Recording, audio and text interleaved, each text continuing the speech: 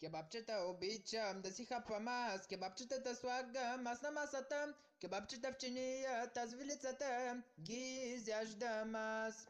Судови ги продават в месалницата, кебабче не предлагат в пицарията, кебабчета пекат се на панаира и си купувам аз. Лютеничка, лютеничка за кебабчето, дайте кетчуп, за да стане още по-вкусното. И кебабче ще си нося аз. Щом съм някъде на байря в някой късен час. Ни пажоли, нито караначета не стават като вкусните кебабчета. По-вкусни са от дюне, даже от сала, поне така си знам.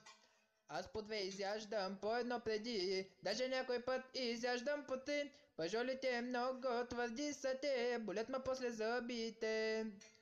Лютеничка, лютеничка за кебабчето, дайте кетчуп, за да стане още по-вкусното.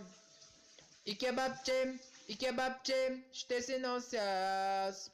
Щом съм някъде на байря в някой късен час.